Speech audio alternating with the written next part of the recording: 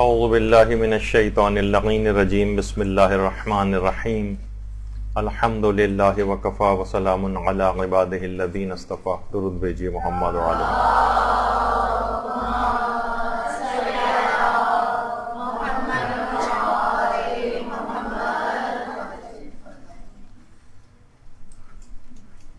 ماہ رمضان کا ایک بہت بڑا مقصد یہی ہے کہ انسان اس میں تقوی حاصل کرے، اور تقوی بھی اس حد تک ہو کہ جو پورے سال آپ کے اگلے رمضان تک کام آئے. تو اس میں ہم اضافے سے اضافہ کیسے کر سکتے ہیں اس ماہ رمضان کا، کیونکہ ایک بہت بڑا ہدف اسی تقوی ہی کا حصول ہے، تو ہم اس مقصد کو کیسے حاصل کریں. دیکھیے، ہر جو بھی کوئی چیز بہت بڑا ہدف ہوتی ہے، کوئی مشکل ہوتی ہے، اور انسان اس کو حاصل کرنا چاہتا ہے، یعنی جتنا بڑا ہدف ہوگا اتنا ہی اس کو حاصل کرنے میں کچھ مشکل پیش آتی. آیت اللہ شہید مرتضی مطہری فرماتے تھے کہ کوئی شخص اگر روح کی بزرگی کا حامل بننا چاہے تو لازمی طور پر اس کا بدن تکلیفوں کا شکار ہوتا ہے، اور لازمی طور پر وہ زحمتوں کا شکار ہوتا ہے.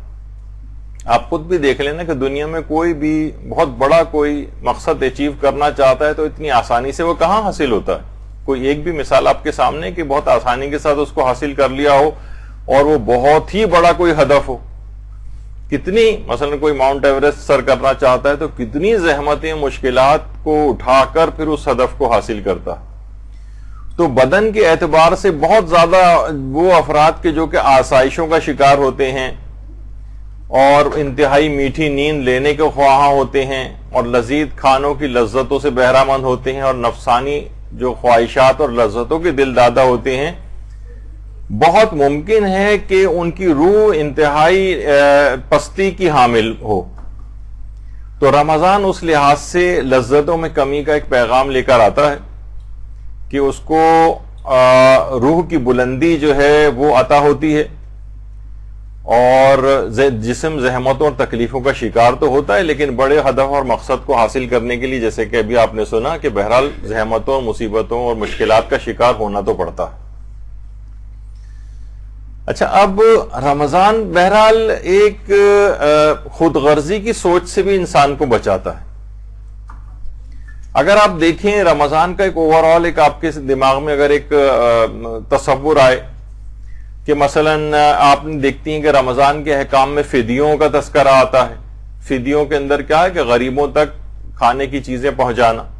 رمضان کے اندر کفاروں کا تذکرہ آتا ہے، اس کے اندر پھر وہی ہے کہ غریب، مستحق، مسکینوں تک پہنچانا، اور اتنا عدد پہنچانا، اور 60 کا عدد ہونا چاہیے، اور کم افراد تک نہیں بلکہ زیادہ افراد تک یہ چیز پہنچنی چاہیے، یعنی پورا 60 کا عدد پورا ہو. رمضان میں صدقات جو ہے ان کی تاکید بڑھ جاتی ہے،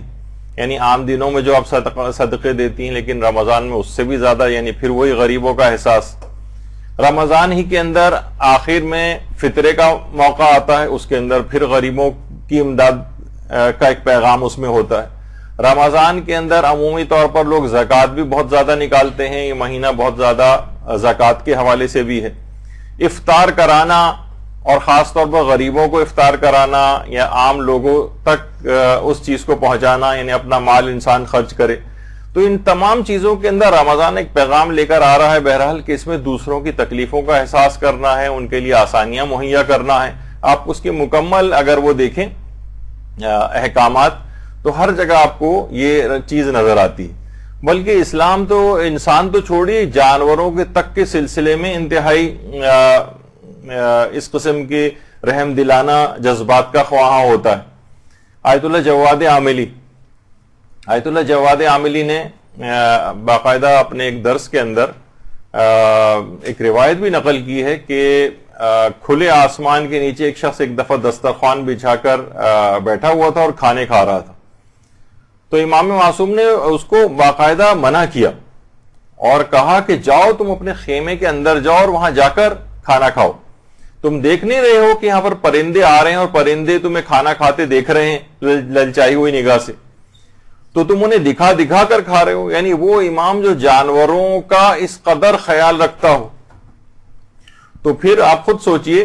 کہ وہ اس لحاظ سے اس بات کو کب پسند کرے گا کہ مومنین جو ہے غربت کی زندگی گزاریں اور مومنین پریشانیوں کے اندر زندگی گزاریں اور انسان ان کو دیکھتا رہے. وہ تو جانور اور پرندوں تک کو کھانا کھاتے. اگر کسی انسان کو دیکھ رہا تھا وہ جانور وہ پرندہ تو امام نے اس شخص کو منع کیا کہ خیمے کے اندر چلے جاؤ.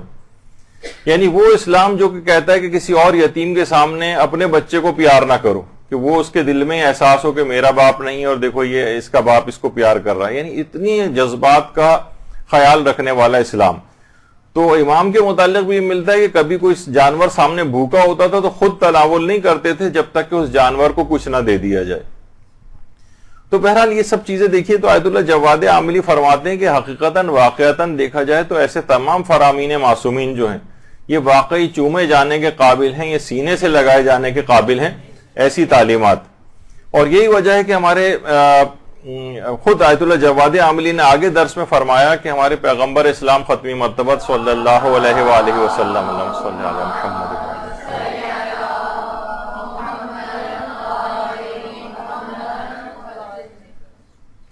جد امجد حضرت ہاشم علیہ السلام اللہم صلی علی محمد وآل محمد.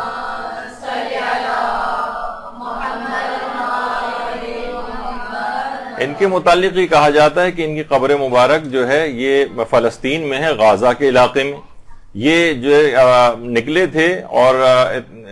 جو افراد تھے وہاں پہ غربت کے مارے ان کی امدادی کے لیے نکلے تھے شام جانے کے لیے. تو راستے میں جب یہاں سے گزرے تو یہاں پر انتقال کر گئے تھے اور وہیں پر غازہ کے علاقے میں حضرت ہاشم کا کہا جاتا ہے کہ وہیں پر ان کا روضہ بھی ہے. تو فرماتے ہیں کہ اچھا یہ وہی ہاشم ہے جن سے نسل سادات کی ابتدا ہوئی ہے, حضرت ہاشم جس سے ہاشمی سادات کی نسل کی جو ہے باقاعدہ ابتدا ہوئی ہے. تو ان کے اندر خصوصیت کیا تھی؟ یہ قبر مبارک ہے ان کی. ایک دفعہ اور درود بھیجیے محمد صلی اللہ علیہ وسلم.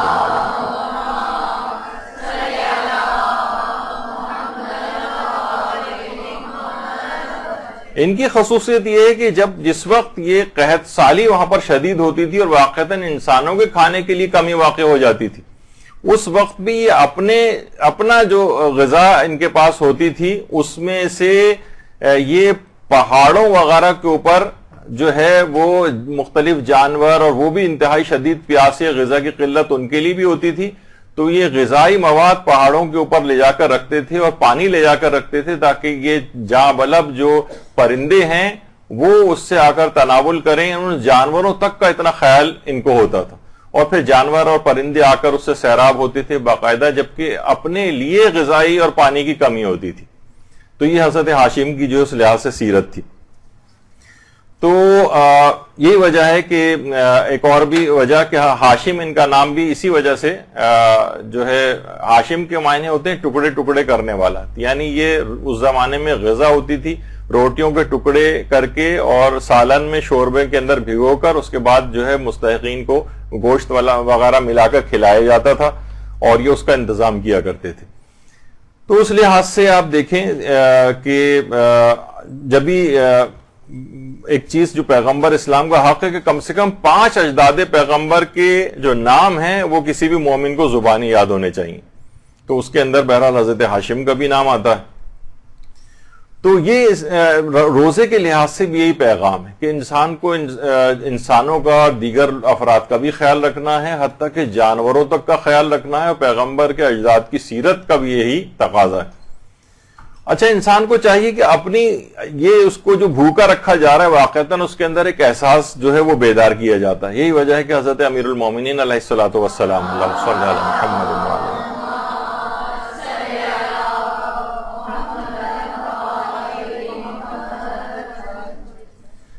کہ پروردگار عالم جب کسی بندے کو پہ کوئی رحمت اپنی نازل کرنا چاہتا ہے, یعنی جو مفہوم ہے, تو اسے کم بولنے کا, کم کھانے کا اور کم سونے کا الہام کرتا ہے. یعنی واقعتاً اس کو اپنی یعنی یہ اس کو احساس دلانے کے لیے کہ تمہیں اپنی غذا کے اندر کمی کر کے، اپنی آسائشوں میں کمی کر کے دوسروں کی ضروریات کو پورا کرنا ہے۔ اور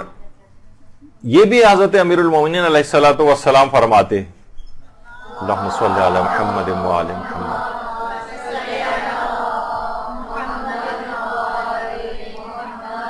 دیکھیے وہ خود غرضی کی سوچ سے بچانے کے لیے کہ انسان بعض اوقات صرف اور صرف اپنی اولاد، اپنے رشتہ داروں کے چکر میں لگا رہتا ہے اور دوسروں لوگوں سے غافل ہو جاتا ہے، کہ جب تم یہ دیکھو کہ اللہ تمہیں اپنے ذکر سے مانوس کیے ہوئے ہیں، یعنی تمہیں ہر وقت اللہ یاد آ رہا ہے، تو سمجھ جاؤ کہ وہ تم سے محبت کرتا ہے۔ اور اگر تم اس کی مخلوق سے مانوس ہوئے ہو، بس صرف لوگوں کے اندر گھرے ہوئے ہو، بس صرف اور صرف اپنے ہی خاندان، اپنے ہی رشتہ دار، اپنی ہی اولاد، اپنے ہی بچے، بس ان کے اندر انسان لگا رہے، تو سمجھ جاؤ یعنی کہ تم اگر ذکر خدا سے پروردگار سے غافل ہو کے مخلوقات کی طرف چلے گئے ہو، بس ہر وقت انہی کے اندر گھرے ہوئے ہو، تو سمجھ جاؤ کہ وہ تم کو اپنا دشمن بنا چکا ہے۔ تو انسان کو دونوں طرف بیلنس لے کر چلنا ہے کہ اس کو ذکر خدا بھی ہر وقت وہ کرتا رہے اور لوگوں کا خیال بھی اس کو رہے، اور صرف یہ نہ ہو کہ خود غرضانہ زندگی، اور یہ بھی خود غرضی کا ایک حصہ ہے کہ بس اپنا اور اپنی اولاد کے علاوہ انسان کچھ نہ سوچے۔ جب بھی کہا جاتا ہے کہ دیکھیے جیسے جیسے ہماری عمروں میں اضافہ ہو رہا ہے، ہمارے عمل اور کردار کے اندر بہتری آنے کے بجائے ہم دیکھتے ہیں کہ تنزلی کی طرف ہم جاتے ہیں، یعنی برخلاف اس کے ہوتا نظر آ رہا ہے۔ کسی نے بڑا اچھا کہا ہے نا کہ جب ہم بچپن میں ہمارے کپڑے گندے ہوتے تھے لیکن دل صاف ہوتے تھے، اور بڑے ہونے کے بعد کپڑے صاف ہیں لیکن دل میلے ہو گئے۔ پہلے زمانے میں مسجدیں کچی ہوتی تھیں، نمازی پکے ہوتے تھے، اب مسجدیں پکی اور نمازی کچے ہیں۔ تو یہ ایک صورتحال اس طرح سے ہو رہی ہے، اور جیسے جیسے انسان آگے بڑھتا ہے اس کو چاہیے کہ وہ اپنے آپ کو ان چیزوں سے مانوس کرے، پروردگار عالم کی طرف اپنی توجہات کو زیادہ کرے۔ اچھا، البتہ ایک چیز اور بھی اس کے اندر شامل کر لی جائے، اور رمضان میں کیونکہ تقوی میں اضافہ کرنے والی چیز ہے، کہ اس کے متعلق علماء فرماتے ہیں جیسے کہ آیت اللہ ہادی تالیہ حمدانی، یہ بہت عرفا کے اندر شمار ہوتے تھے۔ یہ فرماتے تھے کہ اگر کوئی شخص روحانی ترقی اور معنویات کے اندر ترقی چاہتا ہے، مقامات معنوی یعنی روحانی مقامات کی بلندگی چاہتا ہے، اور رمضان میں تو اور زیادہ ہمیں اس میں اضافہ درکار ہے، تو فرماتے تھے میری نگاہ میں کوئی بھی عمل والدین کی خدمت سے بڑھ کر اس سلسلے میں سازگار نہیں۔ تو انسان کو چاہیے کہ اس لحاظ سے اس کے اندر اقدامات کرے۔ اور جو دیگر بھی مستحبات ہیں، اس کے اندر مستحبات، اور واقعی انسان کی طبیعت بھی راغب ہوتی ہے، لیکن مزید بھی اگر اس میں رغبت ہو جائے۔ جب بھی آیت اللہ بہجت فرماتے تھے کہ ہماری دینی کمزوری اور پسماندگی کی ایک وجہ یہ ہے کہ ہم نے مستحبات کو ترک کر دیا ہے۔ پہلے زمانے کو علماء مستحبات کے بہت پابند ہوتے تھے، وہ زیارتیں پڑھتے تھے، دعائیں پڑھتے تھے، تلاوت قرآن کیا کرتے تھے، اول وقت میں نمازیں پڑھتے تھے، مکروہات کو ترک کرتے تھے، جیسے طلوع فجر اور طلوع آفتاب کے درمیان سونا۔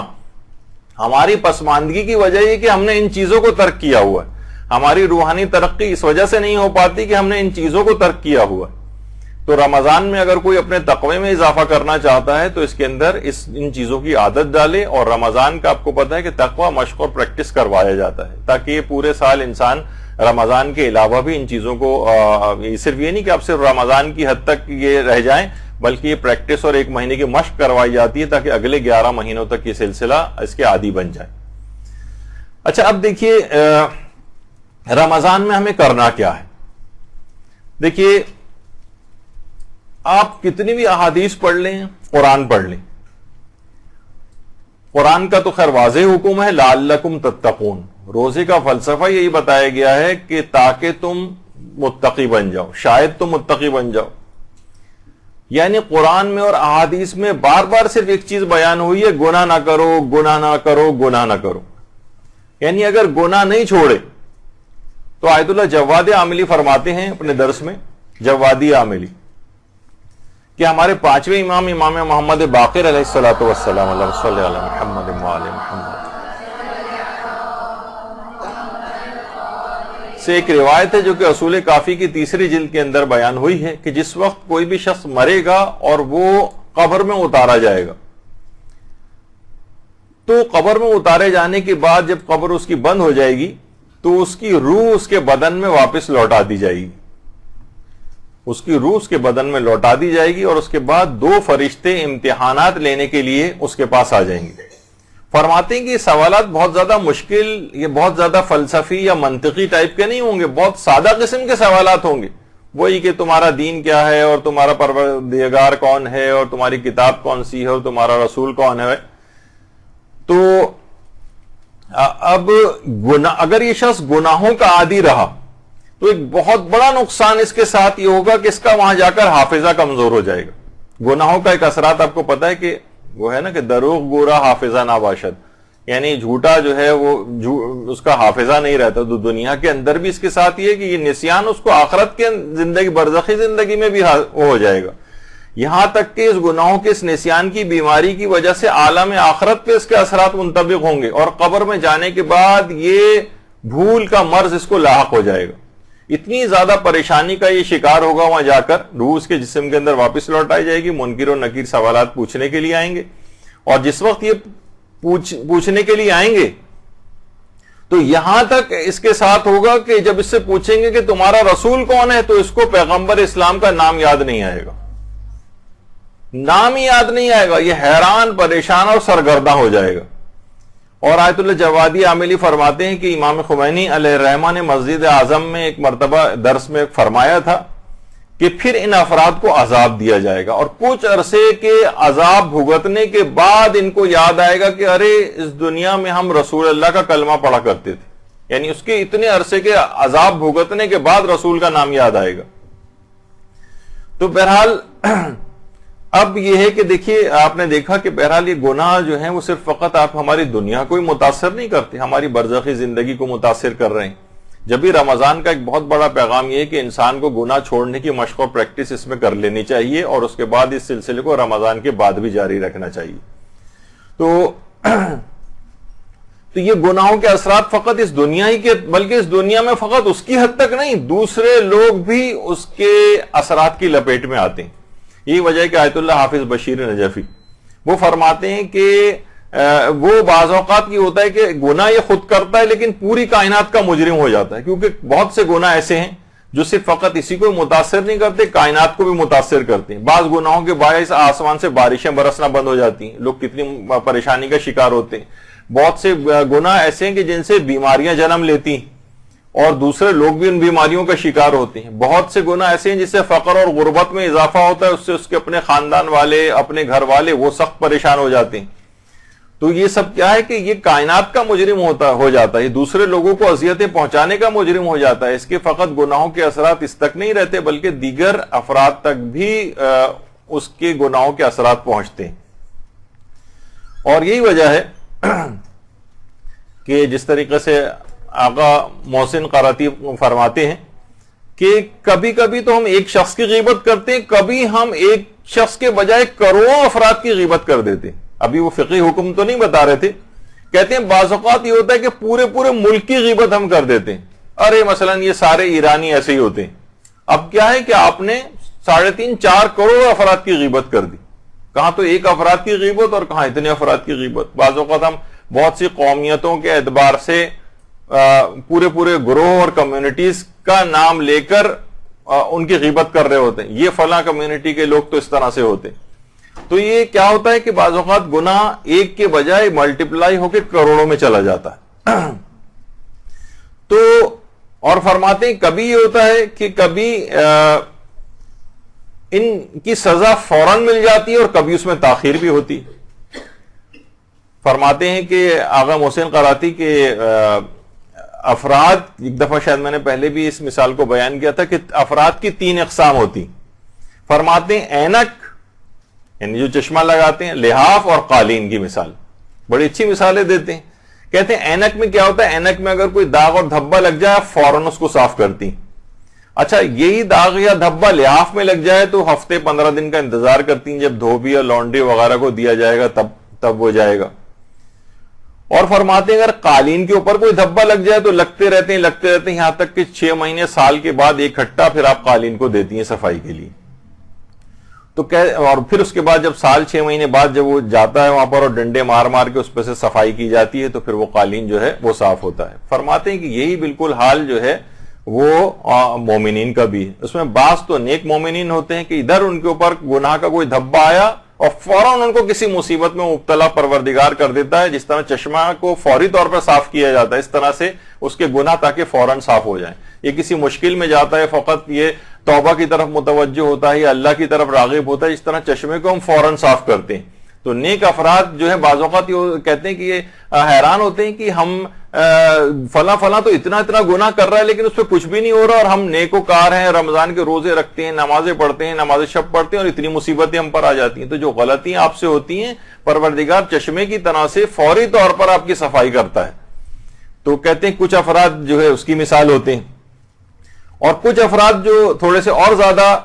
خرابی کی طرف ہوتے ہیں ان کو کچھ مہلت دی جاتی ہے. جس طریقے سے ہفتہ 15 دن لحاظ دھونے کے لحاظ سے لانڈری کا آپ انتظار کرتی ہیں, اور کچھ جو زیادہ بدماش ہوتے ہیں ان کو زیادہ بڑا ٹائم دیا جاتا ہے تاکہ ایک ساتھ اس کے بعد ڈنڈوں سے ان کی کٹائی جو ہے وہاں پر کی جائے, اور آہستہ آہستہ ان کو یہ خود مثال انہوں نے اپنے ایک درس کے اندر دی. تو بہرحال یہ قیامت کے دن جب یہ افراد پہنچیں گے تو یہ ان کو بعض اوقات اتنی لمبی مہلت بھی مل جاتی ہے جس سے ہمارے لوگ دھوکہ کھاتے ہیں کہ ارے وہ دیکھیے وہ تو اس کے باوجود اتنا زیادہ نہ وہ خمس دیتا ہے نہ کچھ کرتا ہے, اس کے باوجود اس کا پیسہ جو ہے بڑھتا چلا جا رہا ہے. تو اس کو مہلت دی جا رہی ہے یہاں تک کہ اس کے بعد پھر ہوگی اس کی اچھی طریقے سے وہاں پر دھلائی, اور اس کے بعد وہاں کی دھلائی کے بعد پھر تو بہتر ہے کہ انسان اس طرف نہ جائے, دنیا ہی کے اندر اسے کچھ مشکلات ہو جائیں, کوئی بات نہیں برداشت کرے, توبہ کی طرف راغب ہو, اور چشمے کی طرح سے اس کی اینک کی طرح سے صفائی کی مانند اس کے اوپر جو مشکلات آتی ہیں وہ اس طرح سے ہو جائیں. تو بہرحال یہ بہترین موقع آپ کے پاس آ گیا ہے رمضان کا. اس کے یہ توبہ کرنے کا مہینہ ہے, گناہوں کو ترک کرنے کا مہینہ ہے, یہ گناہوں سے یو ٹرن لینے کا مہینہ ہے. اور جب بھی کہا جاتا ہے نا کہ توبہ کے لیے کانوں کو ہاتھ لگانا ضروری نہیں ہے بلکہ گناہوں سے ہاتھ اٹھانا ضروری ہوتا ہے. تو بہرحال ہمارے ہاں یہ ہوتا ہے عام طور پر بس بہت ہوا تو گالوں کے اوپر 2 تھپڑ لگائے اور کان کھینچے, اس سے توبہ نہیں ہوتی. اصلاً یہ کہ انسان گناہوں پر سے اپنے ہاتھ کو اٹھا لے. یہی وجہ ہے کہ رہبر معظم آیت اللہ خامنہئی جب جوانوں سے خطاب کرتے ہیں تو اس میں یہی فرماتے ہیں کہ اکثر جوان آ کر مجھ سے روحانی ترقی اور بلندی کے متعلق نصیحت لینا چاہتے ہیں. تو فرماتے کہ میں نے عظیم شخصیات کو صرف یہی کہتے سنا ہے کہ گناہ نہ کرو, گناہ نہ کرو, گناہ نہ کرو, اور یعنی ترک گناہ. کہتے فقط میں نے ایک چیز سنی, روحانی بلندگی کے لیے صرف گناہ, ترک گناہ. اور دوسری نصیحت فرماتے ہیں کہ دینی فرائض کا ادا کرنا ہے, جس میں سب سے اہم فریضہ روزانہ کی نمازیں وقت پر اور توجہ سے ادا کرنا ہے. بہتر ہے اگر باجماعت ادا ہو جائیں, ایسا کرنے سے آپ ایک فرشتہ بن جائیں گے, یہ فرماتے ہیں, اور ایک بلکہ فرشتوں سے بھی بلند مقام حاصل کر لیں گے, یہ بھی فرمایا انہوں نے. تو بہرحال یہ ہے کہ اور اس کے اندر خاص طور پر اول وقت کی جو نمازیں ہیں اس کا انسان بہت زیادہ خیال رکھے, کہ کوشش یہ کرے کہ ہر نماز کو, یہ رمضان کا بھی پیغام بنے گا اور یہ تقوی میں اضافے کا باعث بننے والی چیز ہے اگر آپ اس کی عادی ہو گئی اول وقت نماز کی. اور اس لحاظ سے یہاں پر عورتوں کے لحاظ سے تو اس کی اتنی زیادہ پروویژن نہیں ہوتا ہے, وہ ہے نماز جماعت. خاص طور پہ جوانوں کے اعتبار سے الگ سے نماز جماعت خود رہبر جو ہے اپنی اس میں نگرانی کے اندر اور ان کی اقتداء کے اندر جو ہے وہ نمازیں جوانوں سے جو ہے وہ ادا کروائی جاتی ہیں, اور جوان ان کے پیچھے صرف جوانوں کا پروگرام ہوتا ہے تاکہ وہ اس کی طرف جو ہے زیادہ سے زیادہ راغب ہو. حتیٰ کہ چھوٹی بچیوں کے لحاظ سے اس کے باقاعدہ پروگرام ہوتے ہیں الگ سے. اگر آپ دیکھیں واقعتاً وہاں پر کا جو ایک روح پرور ایک ماحول بنتا ہے اور لوگ کتنا زیادہ ان کے اندر ایک روحانی ایک جذبہ بیدار ہوتا ہے, تو اس کی وجہ یہ ہوتی کہ اس طرح کے ماحول وہاں پر پرووائڈ کیے جاتے ہیں. اور رمضانوں کے اندر الخصوص ہمارے یہاں صرف زیادہ تر آپ دیکھیں, ابھی بھی میں ٹریفک میں پھنس کے آ رہا ہوں یہاں پر, اور ایسا لگ رہا ہے کہ جیسے ابھی سے غذائی قلت کا شکار ہو گئے ہیں لوگ, اور اتنا زیادہ یہاں پر جو ہے وہ گروسری سٹورز وغیرہ کے اوپر ٹریفک جیم ہوا ہوا باقاعدہ. یعنی پوری توجہ رمضان کے لحاظ سے پیٹ کے اوپر مرکوز کی ہوئی ہے, جو کہ اصلاً اس کا حقیقی ہدف لعلکم تتقون اس کی طرف سے انتہائی غفلت ہے. تو یہ سب چیزیں ایسی ہیں. اور نوجوانوں کے لحاظ سے ایک لحاظ سے شکایت اور بھی ہے کہ اس کو پوری توجہ کے ساتھ نماز پڑھنے کی تاکید کی ہے رہبر نے. تو پوری تاکید اپنے اس درس میں، ورنہ تو اسلام تو الگ سے اور ائمہ معصومین کی جو روایات ہیں وہ الگ سے کتنی زیادہ تاکیدات سے بھری ہوئی، تو لیکن نوجوانوں کا کیا ہے، آپ نے دیکھا ہے کہ زیادہ تر جوان سوائے کہ جو ریٹائرڈ بزرگ ہیں چلیں اور کچھ نہیں تو وہ آرام آرام سے نماز پڑھ رہے ہیں، ورنہ نوجوان تو اس کے اندر ٹربو بوسٹ لگایا ہوا ہے، یعنی لگتا ہی نہیں ہے کہ ایک ایک منٹ کے اندر بعض اوقات میں نے کچھ جوانوں کی تو دیکھا ہے باقاعدہ ٹائم نوٹ کر کے 30 سیکنڈ 35 سیکنڈ 40 سیکنڈ میں بھی 4 رکعت کی نمازیں پڑھ لیتے ہیں۔ اب آپ خود سوچیں کہ اس کے اندر کس طرح سے یعنی یہ جو ہے اٹھک بیٹھک اور وہ یعنی ایسی کون سی ایمرجنسی لاحق ہو رہی ہے کہ مزید 2 منٹ کا ٹائم اور نماز کے اندر نہیں لگایا جا سکتا۔ تو یہ ایک بہرحال ایک چیز ہے، بڑا المیہ ہے، اور اس لحاظ سے اگر دیکھا جائے تو واقعی انسان عبادات کی طرف راغب نہیں ہے، بلکہ اگر دیکھا جائے تو بدن کی چربی کو دور کرنے کے لیے گھنٹوں جو ہے انسان جو ہے وہ برسک واک کر رہا ہوتا ہے، پسینے پسینے ہو رہا ہے اور پریشان نظر آ رہا ہے، اور ٹریڈ مل جو ہے یا جاگنگ مشین اس کے اوپر گھنٹوں جو ہے وہ جو واک کی جا رہی ہے، لیکن کیا تاکہ جسم سے چربی اور چکنائی جو ہے کم ہو جائے۔ لیکن ہمارے روح کے اوپر جو گناہوں کا بوجھ کم جو جتنا بڑھتا چلا جا رہا ہے اسے کم کرنے کے لیے چند منٹ بھی مصلی کے اوپر بیٹھنا یا عبادت کرنا وہ اس کے لیے جس کو ناگوار گزرتا ہے۔ نماز شب کے لیے اب ہم کھڑے نہیں ہو سکتے، 11 رکعت پڑھنا بڑا دشوار لگتا ہے۔ تو دیکھیے یہ سب کیا ہیں، ہمارے جو ائمہ معصومین علیہم السلام ہیں ان کی جو اللہم صلی علی محمد وعلی محمد،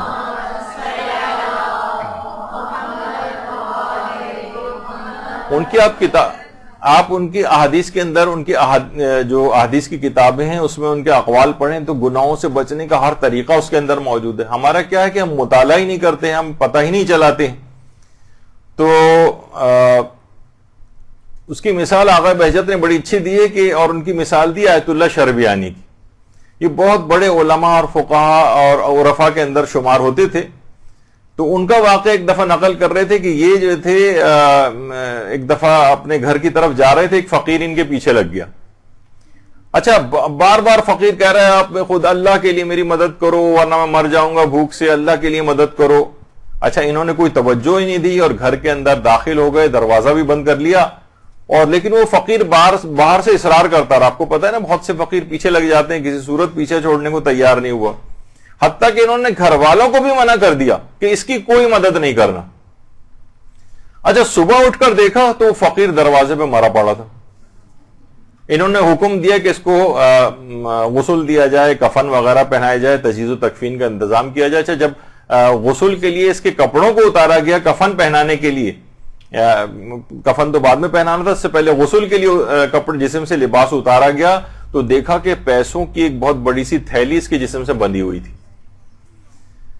اچھا اب آغا بہجت کہتے ہیں کہ یہی پورا حال ہم لوگوں کا ہے اس فقیر کی طرح سے۔ قرآن اور اطرت اور اہل بیت یہ سب کچھ ہمارے پاس موجود ہے، لیکن ہم پھر بھی کہتے ہیں کوئی عمل ہمیں ایسا بتا دیں جس سے ہمارے حالات بہتر ہو جائیں، کوئی ہمیں ایسی چیز مل جائے۔ وہ فرماتے ہیں کہ ارے بھائی یہی فرامین معصومین یہ جو ہمارے پاس موجود ہیں، جاؤ اور جا کر ان کے اوپر عمل کرو، اس میں تمہارے ہر مشکل کا حل موجود ہے، لیکن تم پڑھتے نہیں ہو، اسی فقیر کی طرح سے ہو کہ جسم کے ساتھ تھیلی بندھی ہوئی ہے لیکن دوسرے لوگوں سے مانگتا پھر رہا ہے۔ بڑی اچھی مثال دی انہوں نے آغا شربیانی کی کہ وہ اس طرح سے لوگ جو ہیں ہماری مثال کو جس طرح سے ہو گئی، سب چیزیں موجود ہیں ہمارے پاس، ساری تعلیمات موجود ہیں، ہر پریشانی اور مصیبت سے بچنے کا حل موجود ہے، لیکن یہ کیا ہے کہ اس کو نہ پڑھتے ہیں نہ ان سے کوئی استفادہ کرتے ہیں۔ تو یہ ہم لوگوں کا حال ہو گیا ہے۔ جاؤ اور جا کر پڑھو، اس کو عمل کرو۔ یہی وجہ ہے کہ آیت اللہ تقی مصباح یزدی فرماتے ہیں کہ آیت اللہ بہجت اکثر ازراہ مذاق یہ بات کہتے تھے کہ ہم اپنے تکامل کے لیے ایسی چیز کی تلاش میں ہیں جو نہ اللہ نے کہی ہے، جو نہ رسول اللہ نے کہی ہے اور جو نہ ائمہ معصومین نے کہی۔ ہم چاہتے ہیں ہمیں کوئی نئی چیز بتائی جائے جو ان میں نہ کہیں موجود رہا ہو۔ تو کہتے ہیں کہ ہماری بڑی خواہش ہوتی ہے، اور ہم نہ کوئی اس طرح کی کسی بھی، جیسے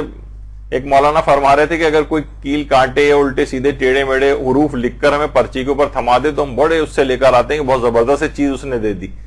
اور اگر مثلا وہ کہہ دے لکھ کے دے دے کہ زیارت عاشورہ پڑھیں تو ہم منہ بناتے ہیں کہ یہ تو وہی پرانی چیز انہوں نے بتا دی۔ یعنی کوئی ایسی چیز کی تلاش میں ہے جو اللہ نے بھی نہ کہی ہو، نہ رسول نے، نہ امام نے، کوئی نئی چیز ہونی چاہیے اس کے علاوہ۔ ارے بھائی یہ ساری چیزیں موجود ہیں۔ تو آقا بہجت یہ بات بھی فرماتے ہیں کہ دیکھیے اگر امام معصوم آ جائیں،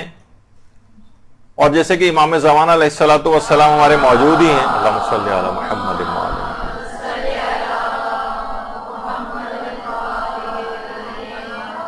تو بھی آپ امام آ جائیں تو بھی آپ کن چیزوں پر عمل کریں گے؟ وہی چیزوں پر عمل کرنا ہے جو ان کتابوں کے اندر آج بھی موجود ہے، وہی عمل کرنا ہے جو ہمارے پاس پہلے سے ہیں۔ اچھا، جس وقت وہ فرماتے ہیں جب امام آئیں گے تو بھی ان کی جو بھی باتیں ہوں گی ہم مجبور نہیں ہوں گے کہ ہم ان کی جو بھی وہ بات کہیں اس کے اوپر عمل کریں، جس طریقے سے ہم امام کے اپنے ادوار میں بھی ہوتا تھا، لوگوں کے اوپر کوئی ڈنڈا نہیں ہوتا تھا، بس انہوں نے کہہ دیا اب آپ کو چاہے عمل کریں چاہے عمل نہ کریں آپ کی مرضی ہوتی، یعنی آپ کی اپنی بد نصیبی ہے کہ اگر عمل نہیں کریں گے، آپ کی خوش نصیبی ہے کہ عمل کریں گے۔ تو امام جب اگر آ بھی جائیں گے تو عمل تو آپ کو انہی کتابوں کے اندر جو پہلے سے معصومین کے فرمودات موجود ہیں تو انہی کے اوپر ہی عمل کرنا ہے آپ نے۔ تو ان کے آنے یا نہ آنے یا سامنے ہونے یا سامنے موجود نہ ہونے سے کوئی فرق نہیں پڑتا، یہ انتہائی فضول قسم کا ایک آرگومنٹ ہے یا دلیل جو ہے پیش کی جاتی کہ امام ہوتے تو ہم ان کے سامنے بیٹھتے، وہ جو فرمودات کہتے ہیں ہم اس کے اوپر عمل کرتے۔ بھائی یہ فرمودات تو آج بھی موجود ہیں آپ کے پاس، کہاں آپ نے عمل کیا اس کے اوپر؟ اور مجبور تو آپ تب بھی نہیں ہوں گے جب امام کے سامنے بیٹھ کر بھی امام کسی چیز کا حکم دیں گے، اس میں بھی یہ ہوگا کہ سستی غالب آئے گی، نفس غالب آئے گا، کبھی آپ کی شخصیت غالب آ جائے گی اس چیز کے اوپر اور آپ عمل نہیں کریں گے، مجبور تو تب بھی نہیں ہوں گے۔ تو بہرحال یہ سب چیزیں ابھی بھی آقا بہجت فرماتے تھے کہ یہ سب کی سب چیزیں اب بھی موجود ہیں، اور یہ سب چیزیں جو ہیں وہ توضیح المسائل کے اندر پہلے سے تمام احکامات جو موجود ہیں ویسے ہی ان کے اوپر عمل کرنا ہے۔ لہٰذا یہ بہت ہی احمقانہ قسم کا استدلال ہے کہ امام آئیں گے تو جو ہمیں کہیں گے ہم اس کے اوپر عمل کریں گے، تو امام کے فرمودات تو آج بھی موجود ہیں۔ یہی وجہ ہے کہ آیت اللہ بہجت ایک چیز بات اور فرماتے تھے بہت اچھی، کہ اگر کوئی شخص روزانہ، اور یہ تو ہمارے اب بھی اپنے ہاتھ میں ہے، عروج السادہ جو ملا احمد عراقی کی خلاقیات کی کتاب ہے، اردو میں بھی ترجمہ اس کا ہو چکا ہے،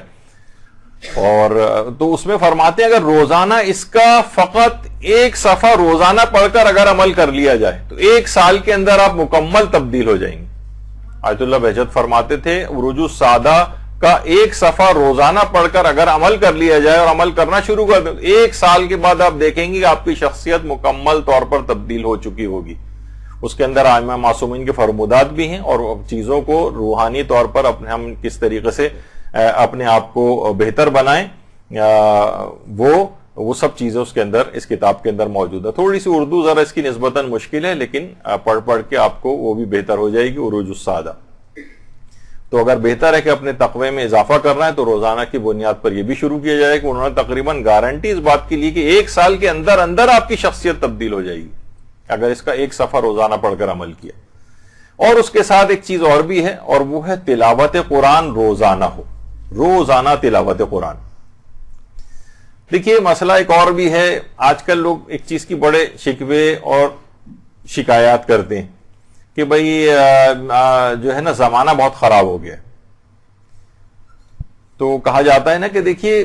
زمانے کا شکوہ نہ کرو، خود کو تبدیل کرو۔ کہا جاتا ہے نا کہ اگر پاؤں کو آپ نے گندگی سے بچانا ہے تو آپ جوتے پہنیے، نہ کہ جوتے نہیں پہنے اور پورے شہر میں قالین بچھاتے پھریں گے ہمارے پاؤں گندے نہ ہو جائیں۔ آسان طریقہ یہ کہ آپ خود جوتے پہننا شروع کریں، یعنی آپ خود کو تبدیل کریں تب معاشرے کی تبدیلی کی توقع کریں۔ ہمارے یہاں فوراً یہ ہوتا ہے کہ دوسروں پہ اعتراضات، دوسروں کی اصلاح کی فکر، ہر وقت دوسروں کو دیکھتے ہیں، اپنے آپ سے اس کی ابتدا کرنی ہوتی۔ اور اس کا سب سے بہترین موقع یہ ہے کہ اس رمضان کو آپ اس سے مکمل استفادہ کریں۔ یہ ایک لحاظ سے سمجھیں گاڑی جو ہے وہ پہنچ گئی ہے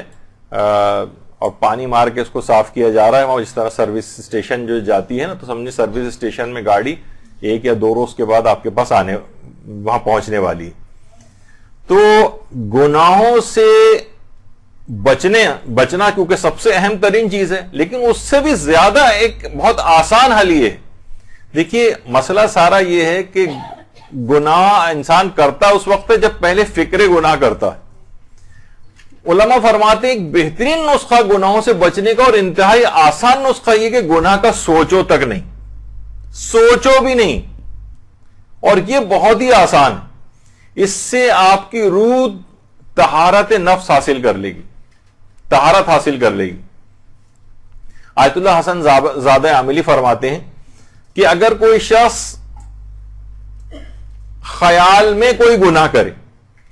تو خواہ اس نے وہ گناہ انجام نہ بھی دیا ہو تو ٹھیک ہے، وہ گناہ انجام نہیں دیا تو لکھا تو نہیں جائے گا، لیکن اس کے باوجود تم نے اپنے دل کو گناہ کے سپرد تو کر ہی دیا ہے، چاہے کہ آپ نے اس گناہ کے اوپر عمل نہیں بھی کیا ہو، لہذا گناہ کا سوچے بھی نہیں۔ تو فرماتے ہیں اگر ایسا کسی نے کر لیا اور یہ کام گناہ چھوڑنے کی نسبت زیادہ آسان ہے، یعنی گناہ کا جیسی دل میں خیال پیدا ہو فوراً خیال کو جھٹک دیا جائے، تو انسان کوئی بھی گناہ، حتیٰ کہ جب آپ غیبت بھی کرتی ہیں تو پہلے ایک فکر ہوتی ہے کہ میں غیبت اب کروں گی یا مجھے کہنے میں بہت مزہ آئے گا، سوچے بھی نہیں اس کے متعلق، سوچتے ہی دماغ کو جھٹک دے۔ تو فرماتے ہیں کہ اس طرح سے روح انتہائی تیزی کے ساتھ طہارت کو حاصل کر لی، انتہائی تیز رفتاری کے ساتھ۔ اور آیت اللہ بہجت تو یہ بات بھی فرماتے تھے کہ گناہ چھوڑ دو تو ساری اطاعتیں خود چل کر تمہارے پاس آ جائیں گی، تمہیں الگ سے ان کو اپنے پاس خود چل کے جانے کی ضرورت بھی نہیں ہوگی، اطاعتیں چل چل کے تمہارے پاس آئیں گی۔ فرماتے ہیں کہ یہ باقاعدہ طور پر یہ سرچشمہ ہے۔ کہتے تھے کہ لوگ مجھ سے دستور العمل آ کر مانگتے ہیں کہ آپ ہمیں کوئی دستور العمل دیں، ہم کس طرح سے عمل کریں، کیا کریں، تو کہہ رہے ہیں میرا دستور العمل، سارے دستور العمل ایک جملے کے اندر جمع ہے، میں نے ایک چیز میں جمع کر دیا، ترک گناہ، ترک گناہ، ترک گناہ۔ کوئی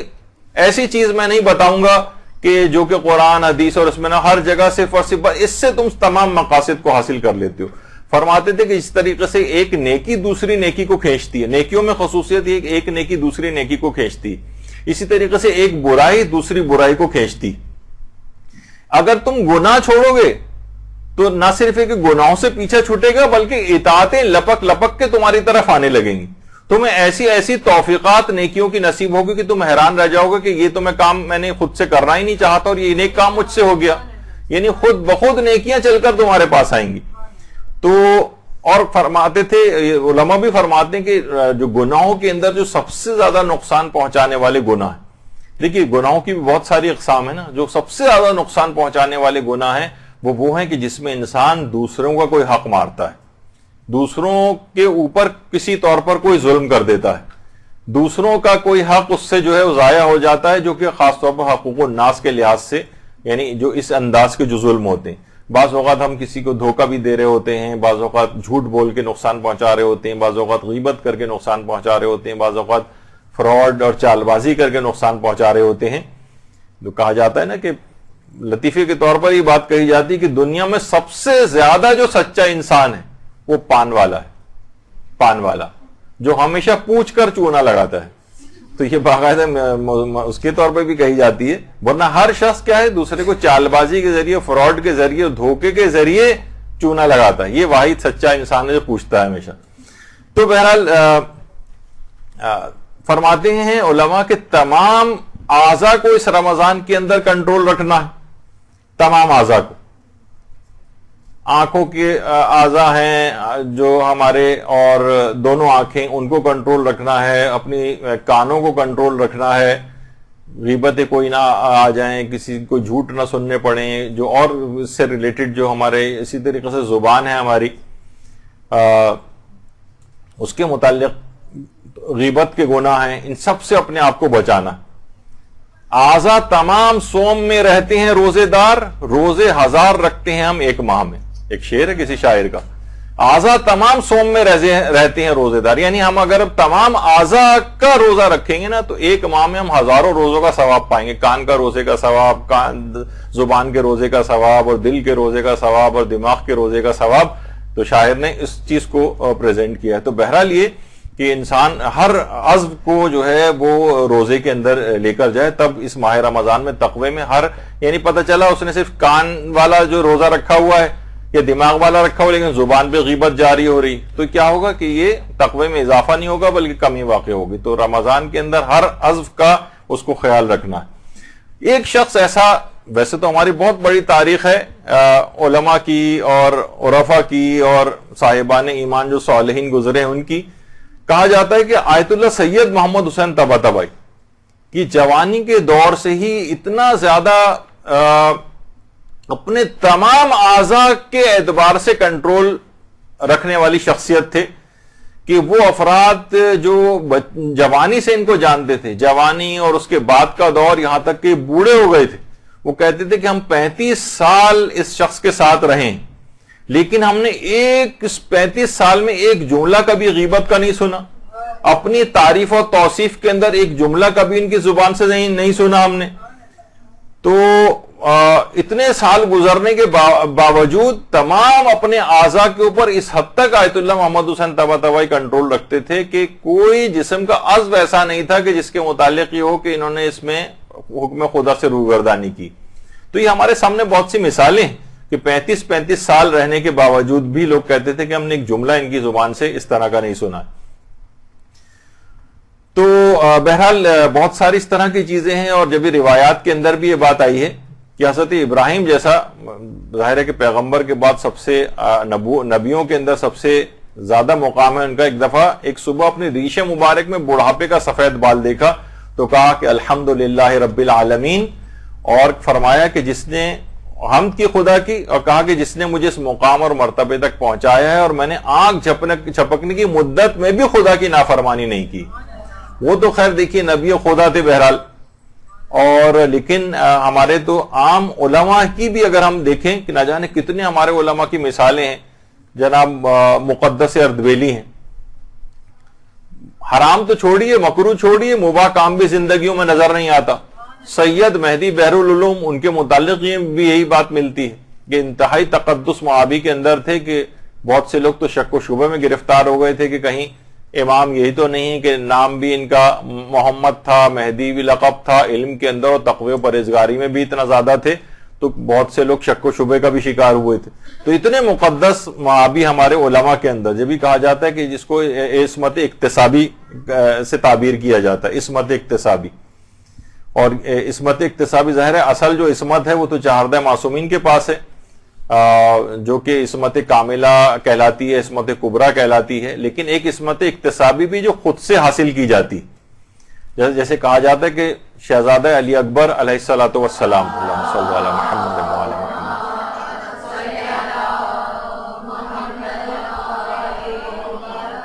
چہاردہ معصومین علیہم السلام والی عصمت تو نہیں تھی، لیکن عصمت اکتسابی رکھتے تھے، جسے عصمت صغریٰ کہا جاتا ہے یا محفوظ عن الخطا کہا جاتا ہے. اسی طریقے سے حضرت عباس علمدار علیہ الصلوۃ والسلام، اللہم صلی علی محمد وعلی محمد، عصمت اکتسابی کے حامل تھے. اسی طریقے سے مثلا حضرت زینب کبریٰ سلام اللہ علیہا، اللہم صلی علی محمد،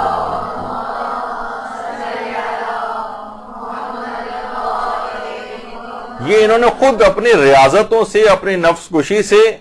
اس مقام عصمت کو حاصل کیا تھا کہ محفوظ عن الخطا جو ہے کہا جاتا ہے. چہاردہ معصومین کی عصمت ظاہر ہے وہ تو ایک بالکل پروردگار کی ایک خاص عطا ہے اور اس میں کوئی شریک نہیں ہے ان کا. تو کتنے ہمارے علماء ایسے ہیں، جیسے ابھی میں ان کی مثال دے رہا تھا مقدس اردبیلی کی، سید مہدی بحر العلوم کی. اسی طریقے سے مثلا آیت اللہ بہاؤالدینی یہ بات فرماتے تھے، آیت اللہ رضا بہاؤالدینی فرماتے تھے قم میں جتنی بھی مدفون ہستیاں قم میں،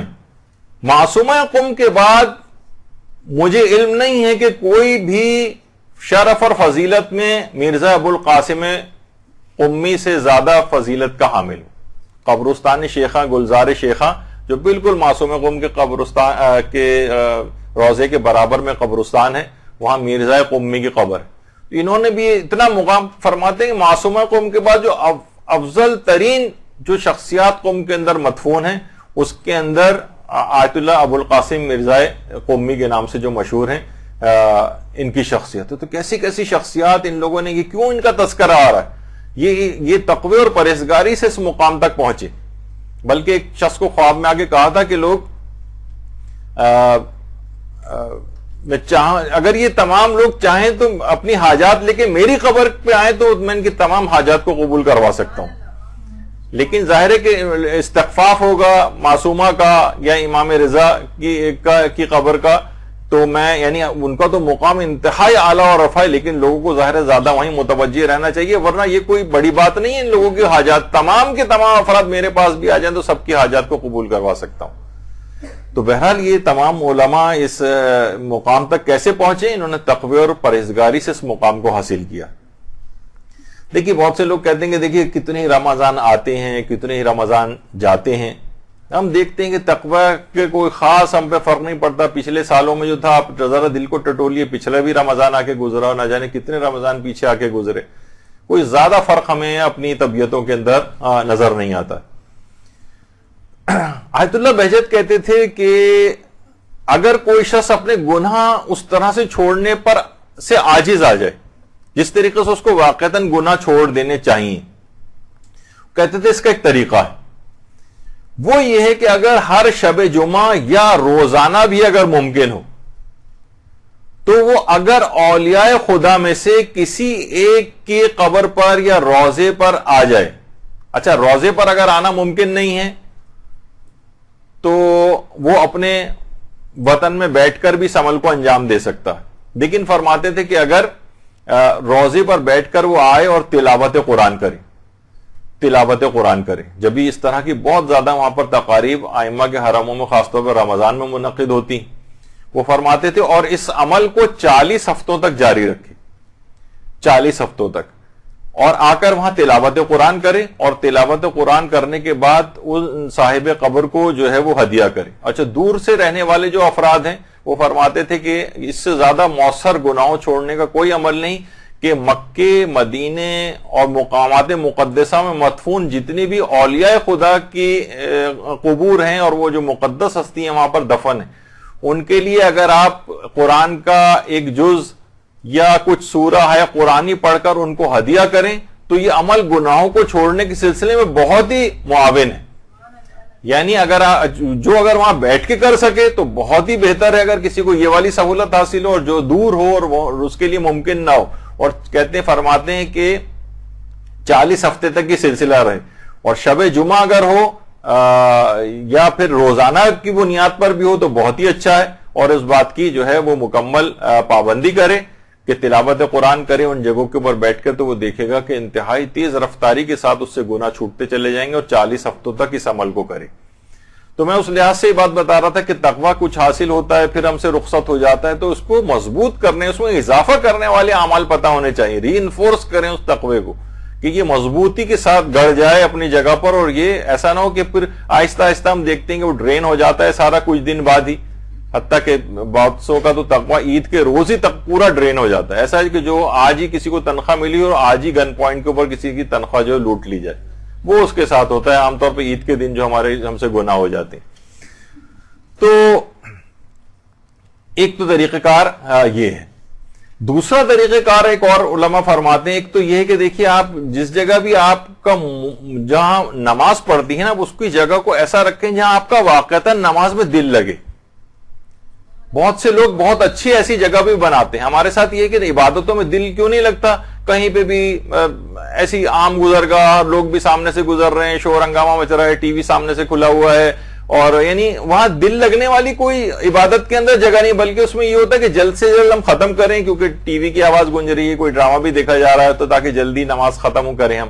تو عبادتوں میں دل نہیں لگتا. لیکن ایسی جگہ کے اوپر، ایسی جگہ پہ مصلی کہ وہاں باقاعدہ کوئی نماز کی جگہ، کمرہ، کوئی خاص جگہ جہاں آپ کا دل لگے، اس کو جگہ کو ایسا ڈیکوریٹ کریں، بنائیں. تو اچھا، جس وقت آپ وہاں پر ایسی جگہ ہو کہ جو کتنا آپ دیکھیے خواتین ہیں وہ پیسہ بھی خرچ کرتی ہیں، سب کچھ کرتی ہیں اپنے کپڑوں کے سلسلے میں، تو نماز کی جگہ بنانے میں کیوں نہیں ہوتا؟ یہ ہمارے یہاں کچھ چیزوں میں انتہائی کنجوسی، جیسے کہا جاتا ہے نا کہ جناب بچوں کو بے تحاشا 20-25 ہزار مہینے کے بچے مثلا برگر اور وہ کھا جاتے ہیں، لیکن جب ہم اسٹیشنری کی دکان پہ جاتے ہیں تو ہم کوشش یہ ہوتی ہے کہ بہت معمولی سے بس چیز ان کو دلا دی جائے. کتاب بھی ہے اگر ہے تو بس ایک توزیع مسائل پورے گھر کے لیے کافی ہونی چاہیے، ایک قرآن ہے یا بس وہ رکھا ہوا ہے، جبکہ ہر ایک کے پاس ایک الگ قرآن ہونا چاہیے، ہر ایک کی توزیع مسائل الگ ہونی چاہیے. تو بہت ساری چیزیں ایسی، ہر ایک کی صحیفہ کاملہ الگ ہونی چاہیے. تو خیر، تو وہ فرماتے ہیں کہ جس وقت آپ تعقیبات میں، دو نمازوں کے درمیان تعقیبات میں مشغول ہوتی ہیں، اس وقت دیکھیے تعقیبات میں جس وقت انسان مصلی پہ بیٹھا ہوتا ہے نا، مصلی پہ آتے ہی شیطان اس سے دور ہو جاتا ہے. بہت اچھا موقع آپ کے پاس ہے اس وقت. فرماتے ہیں کہ اس وقت کوئی بھی اپنی ایک اخلاقی برائی کو آپ ایسا ٹارگٹ کر لیں جس گناہ اور کمزوری کو چھوڑنے سے آپ عاجز ہوں، مثلا غیبت ہی، اور کسی ایک خاص شخص کی غیبت اکثر ہم دیکھتے ہیں کہ اس کی فلاں فلاں کی غیبت ہم سے زیادہ ہو جاتی ہے، آپ اس شخص کو وہ کریں اور کہیں، اور زیادہ بڑا اس میں شارٹ ٹارگٹس رکھیں، یعنی ڈیوریشن شارٹ رکھیں اس بات کی، مثلا یہ کہ میں 1 ہفتے تک فلاں شخص کی غیبت نہ تو کروں گی اور نہ سنوں گی، صرف 1 ہفتے تک. اور فرماتے ہیں کہ اس وقت جس وقت یہ آپ عہد کر لیں، نظر کر لیں، قسم کھا لیں کہ میں اس کی مخالفت نہیں کروں گی 1 ہفتے تک، اور پھر 1 ہفتہ گزر جائے تو اس میں مزید ایکسٹینشن کر لیں، پھر اس کا دورانیہ آپ بڑھا بھی سکتی ہیں. اس طرح کر کے ایک ایک گناہ کو آپ ٹارگٹ کریں. مصلی پر بیٹھے ہوئے اس وقت شیطان آپ کے اوپر حملہ آور نہیں ہوگا، ورنہ اس کے علاوہ جو مواقع ہوتے ہیں نا اس میں شیطان آپ کے دل میں وسوسے ڈالے گا، بلکہ خیال ہی نہیں آنے دے گا کہ اس طرح کا کوئی آپ کریں، دماغی طور پہ کوئی عہد یا قسم کھائیں آپ. تو یہ جو مصلی نماز ہے اس کو اس والے ٹائم کو آپ خاص طور پر اویل کریں، اور اس کے اندر کوئی شارٹ ڈیوریشن دورانیے والے جو ہوتے ہیں اس میں آپ گناہوں کو چھوڑنے کا عہد کریں. یہ تو میں نے غیبت کی مثال دی. اس طرح سے جو مزید جو جن گناہوں کا کوئی بھی شخص شکار ہوتا ہے، وہ زیادہ واقف ہوتا ہے ان سے، وہ کہیں گے 1 ہفتے تک میں اس گناہ کو نہیں کروں گی، اور باقاعدہ قسم کھا لیں اس کی شرعی طور پر کہ اس کو پھر کفارہ آپ کو دینا واجب ہو جائے، تاکہ تو آپ کے اوپر ایک پابندی ہو جائے. پھر آپ دیکھیں گے کہ اس دوران جب اس پہ عمل کریں گے تو کس حد تک آپ کو اس کا فائدہ ملے گا، اور وہ گناہ مستقل اس سے چھوٹتے چلے جائیں گے. تو اطاعت الہی کی طرف مصلی کے اوپر بیٹھ کے دل انسان کا زیادہ راغب ہوتا ہے، تو یہ ضرور کریں. تو دیکھیے اب یہ ان چیزوں کے متعلق یہ ہونے لگا کہ دیکھیے یہ جو گناہ ہے نا، یہ جیسے غیبت ہے، جھوٹ ہے، یہ تو ہر شخص سے ہی ہو جاتا ہے. اس کو کہا جاتا ہے کہ یعنی یہ تو بہت ہی کامن گناہ ہے، بلکہ اس کا تو گناہ ہونا بھی نہیں سمجھا جاتا آج کل. تو علماء یہ فرماتے ہیں کہ دیکھیے گناہوں کا بہت زیادہ عام ہونا یا عامت البلوہ ہونا ان کے مباح ہونے کی دلیل نہیں ہوتا ہے. آپ کو ان سے پیچھے چھڑانا ہے سب سے. یہ نہیں کہ اتنے سبھی لوگ گرفتار ہو جاتے ہیں. وہ جو سعادت حسن منٹو جو تھے ہمارے افسانہ نگار، ان کے متعلق ملتا ہے نا کہ ان سے کسی نے پوچھا تھا کہ ملک کا کیا حال ہے، تو کہنے لگے کہ وہی حال ہے جو جیل میں ہونے والی نماز جمعہ کا ہوتا ہے.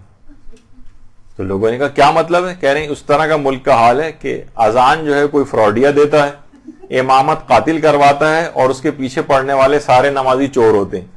مقصد ہے کہ سارے لوگ ہی گناہوں کے اندر مبتلا ہیں، پورے کا پورا معاشرہ گناہوں کے اندر مبتلا ہے. تو ہم یہ دلیل کے طور پر نہیں دے سکتے کہ بھئی سبھی لوگوں سے گناہ ہو جاتا ہے تو ہم سے بھی ہو جاتا ہے تو کیا ہو گیا. نہیں، سب اس کا انجام بھگتیں گے. تو ہمیں بہرحال یہ کہ اپنے آپ کو ان تمام گناہوں سے بچانا. اور یہ بھی کہا جاتا ہے، علماء فرماتے ہیں جب بھی کہ چاہے تو انسان اپنے اس سے عمل سے سلمان فارسی کا ہمیں نشین بن سکتا ہے، اور اگر وہ چاہے تو اسی طریقے سے برے اعمال انجام دے کے ابو جہل کا ہم نشین بھی بن سکتا ہے. اچھا، یہ جو ہمارے ساتھ ہوتا ہے نا کہ ہم گناہ کرتے ہیں، ٹوٹ جاتا ہے جو عزم ہے ہمارا، اور ہم کوئی بھی چیز دل میں سوچتے ہیں کہ بس یہ ہم سے نہ ہو، لیکن اس کے باوجود ہم سے ہو جاتی ہے. علماء فرماتے ہیں اس کی ایک بہت بڑی وجہ ہے کہ ہم مال حرام اور مال مشکوک ہمارے جسموں کے اندر جاتا ہے. یہ بہت بڑا مسئلہ ہے. یہ کیا ہے؟ یہ وسوسہ ایجاد کرتا ہے، اور یہ انسان کے عزم کو کمزور بنانے والی چیز ہے. تو انسان وہ دیکھے کہیں خمس والا کوئی مال اس طرح کا اس کے جسم میں تو نہیں جا رہا اس پہ خمس واجب الادا ہے، کوئی اور حرام کام، حرام اسکیموں میں پیسہ، کوئی ادھر کا پروفٹ، اور کاروباروں کے اندر بہت ساری بے اعتدالیاں، اس طرح کی چیزیں جاتی ہیں تو پھر ان کے وہ اثرات ان چیزوں کے نہیں ہوتے. تو علماء ایک اور چیز بھی فرماتے ہیں، پختہ ارادہ جس وقت آپ کریں گناہوں سے بچنے کے لحاظ سے، اور آپ چاہیں کہ یہ ٹوٹے نہیں، تو اس کے اوپر پلاسٹر کرنے کے لیے اس عزم کے اوپر آپ یہ سوچیں کہ بس اب یہ مضبوط ہو جائے اور یہ میرا تقوی اب ٹوٹے نہیں، یہ جو میں نے ارادہ کیا ہے یہ شکستہ نہ ہونے پائے. تو اس کے لیے علماء فرماتے ہیں کہ ایک تو یہی حرام اور مشکوک چیزوں سے اپنے آپ کو بچانا ہے، اور دوسری ایک اور چیز ہے وہ ہے نماز شب کی پابندی کرنا ہے. آپ کہیں گے کہ بھئی نماز شب کی پابندی، خود نماز شب کے سلسلے میں یہ ہے کہ یہ اس حد تک آپ یہ نہ سوچیں کہ بھئی نماز شب بھی ہو رہی ہے تو گناہ بھی تو مجھ سے ہو رہے ہیں. کوئی بات نہیں، گناہ ہوتے رہیں، نماز شب نہ چھوڑیں. یہاں تک کہ ایک موقع بہت ہی جلد ایسا آئے گا کہ پھر آپ سے گناہ ہوں گے ہی نہیں. نماز شب کے اندر اسپیشل الگ سے پاور ہے کہ یہ گناہوں کو روک دیتی ہے. اور یہ نہیں کہ پہلے گناہ مجھ سے چھوٹ جائیں پھر میں نماز شب شروع کروں گی. نہیں, گناہ انجام, چاہے گناہ پہ گناہ انجام دیے جا رہے ہیں تب بھی آپ کہیں کہ کوئی بات نہیں, میں اس کے باوجود نماز شب نہیں چھوڑوں گی. وہ نماز شب خود اتنی پاورفل ہے کہ گناہ چھوڑوا دے گی. تو نماز شب کے اندر یہ خصوصیت ہے باقاعدہ. اور اس کے لیے اس کی جو کاہلی ہے اس کو دور کرنے کا ایک طریقہ علماء یہ فرماتے ہیں کہ انسان قسم کھا لے کہ اگر مجھ سے نماز شب چھوٹی تو اگلے روز میں اس کی قضا انجام دوں گی, اور قسم شرعی کھا کر اپنے اوپر واجب کر لیں. جب دن کے اوقات کے اندر بھی آپ کو جو ہے وہ نماز شب جو ہے وہ پڑھنی پڑے گی تو ایک وقت ایسا لازمی آئے گا کہ آپ یہ سوچیں گی کہ نہیں پھر تو میں کیا فائدہ, جب مجھے دن میں بھی پڑھنی پڑی تو اصل ٹائم جو رات کا وقت ہے میں اسی وقت ہی کیوں نہ نماز شب پڑھ لیا کروں. تو یہ خود بخود آپ رات کے وقت صحیح طور پر بھی نماز شب پڑھنے کی پابند ہو جائیں گی. پورائے صداقت کے نام سے کتاب ہے علماء اور عرفا کے حالات پر. اس میں آیت اللہ علی آقا قاضی کے متعلق یہ بات ملتی ہے کہ آیت اللہ علی آقا قاضی کہ اس زمانے میں جب آیت اللہ علی آقا قاضی نجف میں ہوتے تھے تو ایک شخص تھا وہاں پر جو کہ ایک ڈاکو تھا قاسم نام کا, بہت چور اور ڈاکو, یعنی اتنا خطرناک آدمی تھا کہ لوگ اس کی شکل دیکھتے ہی ادھر سے ادھر ادھر ہو جاتے تھے. اچھا اب لیکن یہ آیت اللہ علی آقا قاضی سے بڑی عقیدت رکھتا تھا. دیکھیے بہت سے ہوتے ہیں نا, آپ دیکھتے ہیں کہ عالموں کے پاس بھی بہت سے اس طرح کے افراد آتے ہیں جو بدنام ٹائپ کے ذرا ہوتے ہیں, تو بہت عقیدت رکھتا تھا. تو یہ روزانہ غروب آفتاب کے وقت نجف میں رہتا تھا, تو کہیں اندھیرے میں کہیں چھپ جاتا تھا. جب آیت اللہ علی آقا قاضی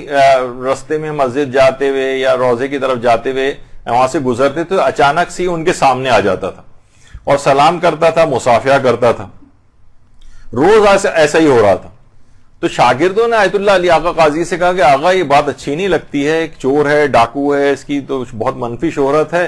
مناسب نہیں کہ روزانہ اس طریقے سے آپ سے آ کر ملے, آپ بھی اس کو نہیں روکتے ہیں, لوگ تو سوچیں گے پتہ نہیں کیا کنیکشن ہے آپ کا, رابطہ اس کے ساتھ ہے, تو یہ اچھی بات تو نہیں سمجھی جائے گی, آپ کی شخصیت کے اور شان سے بہت بعید ہے کہ آپ اس سے میل ملاقات کریں. لیکن آیت اللہ علی آقا قاضی اپنے شاگردوں کی بات پر کوئی توجہ نہیں دیتے تھے. تو اسی طرح کئی ماہ گزر گئے, یہ آتا تھا اور ایک دم سے کہیں سے بھی نکل کے آتا تھا, مصافحہ کرتا تھا, سلام کرتا تھا اور چلا جاتا تھا. اچھا آیت اللہ علی آقا قاضی نے اس دوران کچھ نہیں کہا. جب کئی مہینے گزر گئے, دیکھیے امر و نہیں جب بھی انسان کرتا ہے تو اس کے اندر مصلحت سے بھی اس کو واقف ہونا چاہیے. ہماری فطرتوں میں جلد بازی بہت ہے, یعنی ادھر بس ہمیں کوئی چیز پتہ چلی پورا زمانہ اس کے اوپر عامل ہو جانا چاہیے. ہم آج ایک دن پہلے تبدیل ہوئے ہیں اور ہم نے نماز شب شروع کی اور سب لوگوں کے اوپر طنز کرنا شروع کر دیتے ہیں فوراً, یعنی ابھی ان کا ٹائم نہیں آیا ہے ٹھیک ہونے کا. تو تھوڑا وقت انسان امر و نہیں کے لیے بھی کچھ وقت درکار ہوتا ہے. تو کافی مہینوں کے بعد ایک دن انہوں نے پکڑ لیا آیت اللہ علی آقا قاضی نے قاسم کو اور کہا کہ دیکھو اگر میں ایک کام کہوں تو تم انجام دو گے, اور دیکھو کام اتنا آسان ہے, کوئی مشکل کام نہیں, نہ مال خرچ ہوگا نہ کوئی خاص وقت خرچ ہوگا. کہا کہ فرمائیے آپ. کہا کہ نہیں, پہلے تم وعدہ کرو کہ اس کو انجام ضرور دو گے. علی آقا قاضی نے کہا. تو اس نے کہا کہ ٹھیک ہے, کافی حیل و حجت کے بعد بہرحال وعدہ کر لیا اس نے. تو کہا کہ آدھی رات کو جب تم اٹھو گے صرف 10 منٹ کا ایک کام کرنا ہے. اس نے کہا کیا کام کرنا ہے؟ کہا نماز شب پڑھنا ہے, نماز شب. اچھا اب اس کے تو آنکھوں کے آگے اندھیرا چھا گیا. نماز شب, کہا کہ آقا میں تو نماز پنجگانہ تک نہیں پڑھتا, میں اٹھ کے نماز شب پڑھوں گا, اور ہم تو پوری رات عیش و عشرت کے اندر گزارتے ہیں, اب دوستوں کے ساتھ ہلا گلا کرتے ہیں, صبح کے وقت کے قریب تو ہم پڑھ کر سو جاتے ہیں, نماز کیسے پڑھوں گا میں؟ کہا کہ نہیں, تم وعدہ کر لو, تم کیسے اٹھو گے اس کی فکر نہ کرو, میں تمہیں خود اٹھاؤں گا, تم فقط نیت اور ارادہ کر لو, میں تمہیں خود بیدار کروں گا. اچھا اب اس نے وعدہ کر لیا. اس کے بعد آیت اللہ علی آقا قاضی کے ایک شاگرد سے باقاعدہ نماز شب کا طریقہ سیکھا اور اس کے بعد اپنے گھر گیا. اچھا اب جب گھر گیا تو رات کو سونے لگا تو اس کو یاد آیا کہ مجھے تو علی آغا قاضی سے میں نے وعدہ کیا ہے، لیکن میں تو اب سونے جا رہا ہوں، پتہ نہیں میری آنکھ کھلے نہیں کھلے، اس زمانے میں تو ایسے کوئی الارم سسٹم وغیرہ بھی نہیں ہوتا تھا۔ بہرحال اس نے ارادہ کر لیا کہ میں اٹھ جاؤں گا۔ اچانک نماز شب کا جو وقت تھا اس پہ خود بخود اس کی آنکھ کھل گئی، ایسا لگا جیسے کسی نے باقاعدہ آواز دے کے اس کو جگایا ہو۔ اچھا اس کے بعد بہرحال اس نے وعدہ تو کر لیا تھا کہ اگلے دن پوچھیں گے آ کر۔ اب اس کی جس وقت بالکل اندھیری رات تھی، 14ویں کا چاند جو ہے وہ چمک رہا تھا، اور جب یہ اپنے حوض میں وضو کے لیے آیا تو اس حوض کے اندر، اس پانی کے اندر اس کو اپنا عکس نظر آیا۔ اور بعض اوقات ایک ایسے کچھ لمحات انسان کی زندگی میں توبہ والے آ جاتے ہیں، تو اس میں جب اپنا عکس نظر آیا تو اپنے تمام گناہ بھی اس کی آنکھوں کے سامنے آ گئے، جسم لرزنے لگا، چلانے لگا، پروردگار آج اتنے عرصے کے بعد یہ غلام جو ہے تیری بارگاہ میں آ رہا ہے اور مجھے اپنے حضور حاضری کی اجازت دے دے۔ اس کے بعد اس نے نماز شب پڑھی اور گناہوں سے اس نماز شب کی برکت سے اس قدر عظیم مقام حاصل ہوا اور ایسا تائب ہوا کہ وہ اس زمانے میں ولی خدا کے طور پر جانا جانے لگا، پہچانا جانے لگا، حتیٰ کہ جو بیمار افراد ہوتے تھے وہ اس کا جھوٹا پانی لے کر جاتے تھے اور اس سے شفا یابی حاصل کرتے تھے۔ درود بھیجیے محمد علی محمد۔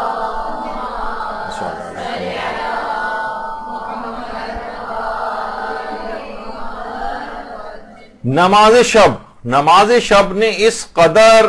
اس شخص سے، جب بھی آیت اللہ علی آقا قاضی فرماتے تھے کہ اگر کوئی شخص دنیا چاہتا ہے تو بھی نماز شب پڑھے، اور آخرت چاہتا ہے تو بھی نماز شب پڑھے، دنیا اور آخرت کی ہر خیر جمع ہے۔ اور یہ اتنی پاورفل نماز ہے کہ گناہوں کے ساتھ کوئی چور، ڈاکو، ڈکیت، قاتل کوئی ہو، اس سے بھی گناہ چھڑوا دیتی، چاہے جائے گا کہ جو ان گناہوں کا شکار نہ ہو۔ تو یہ رمضان خاص طور پر، اس میں آپ نے آپ کو خاص طور پر ان تمام چیزوں کا اپنے لحاظ سے آپ عادی بنا لیں، اور آپ دیکھیں چاہے لوگ کہتے ہیں نا کہ بھئی ابھی تو ہم خود ہی گناہوں کے اندر گرفتار ہیں، ابھی ہم سے کیسے یہ سب چیزیں چھوٹیں گی، اور